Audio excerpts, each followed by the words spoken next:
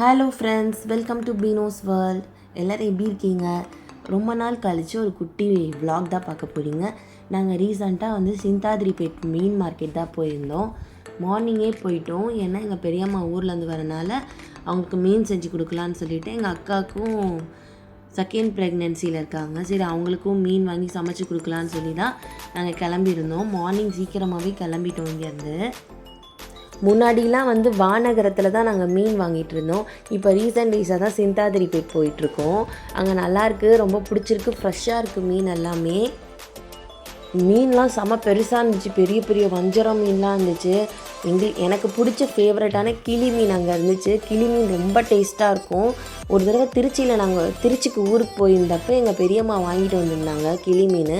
அப்போலேருந்தே எப்போ போனாலும் அந்த கிளி மீன் தான் வாங்குவோம். வானகரத்தில் ஒரு தடவை கிளி மீன் சொல்லி மாற்றி வேறு மீன் வாங்கிட்டு வந்துட்டோம். ஆனால் அந்த டேஸ்ட் அவ்வளோக்கும் நல்லாவே இல்லை. ஆனால் சிந்தாதிரிப்பேட்டில் அந்த கிளி மீனை ஒரு கடையில் மட்டும்தான் வச்சு விற்றுட்டு இருந்தாங்க. எப்போ போனாலும் அந்த கடையில் இருக்கும், நாங்கள் வாங்கிட்டு வந்துடுவோம்.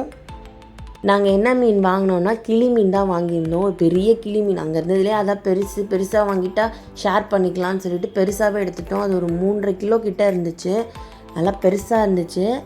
வெட்டுற அண்ணாவும் சொன்னாங்க, எப்போயுமே பெரிய மீன் வாங்கினா தான் நல்லா டேஸ்ட்டாக இருக்கும் இந்த கிளி மீனில் அப்படின்னு சொல்லியிருந்தனால பெரிய மீனாக பார்த்து வாங்கியாச்சு.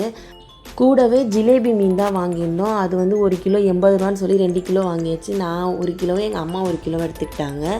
அதுக்கப்புறம் திருச்சியில் அதே மாதிரி உரி சங்கரான்னு ஒரு மீன் நல்லா ஃபேமஸாக இருக்கும். கண் நல்லா முட்டை கண் இருக்கும்.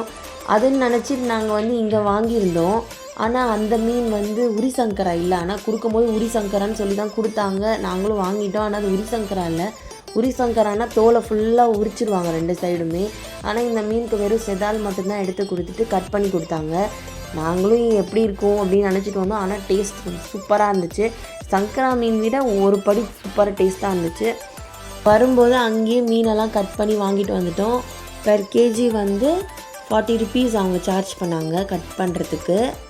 இந்த கிளி மீன் 1 கிலோ 450 ரூபா ஏதோ சொன்னாங்க.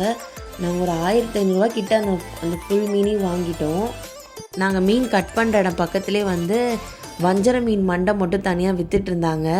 எங்களுக்கு ரொம்ப வஞ்சர மீன் மண்டை ரொம்ப பிடிக்கும், டேஸ்ட்டாக இருக்கும்.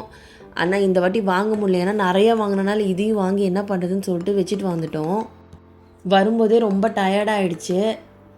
வரும்போதே டீயை அதுக்கப்புறம் போண்டாலாம் வாங்கி சாப்பிட்டுட்டு வந்துட்டோம்.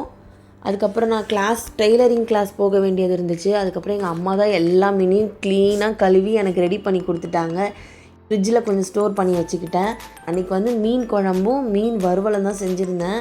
ரொம்ப சூப்பராக இருந்துச்சு. போகும்போதே மாங்காய் வாங்கிட்டு போயிட்டோம்.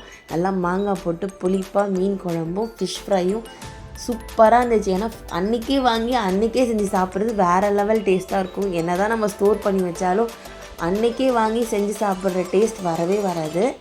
உங்களுக்கு இந்த வீடியோ கண்டிப்பாக பிடிச்சிருக்குன்னு நினைக்கிறேன். பிடிச்சிருந்தா பீனோஸ் வேர்ல்டை மறக்காமல் சப்ஸ்கிரைப் பண்ணிக்கோங்க, லைக் பண்ணுங்கள், ஷேர் பண்ணுங்கள். இந்த மாதிரி தொடர்ந்து வீடியோஸ் பார்க்க பீனோஸ் வேர்ல்டை ஃபாலோ பண்ணிக்கோங்க. தேங்க்ஸ் ஃபார் வாட்சிங். See you all in the next video. Bye.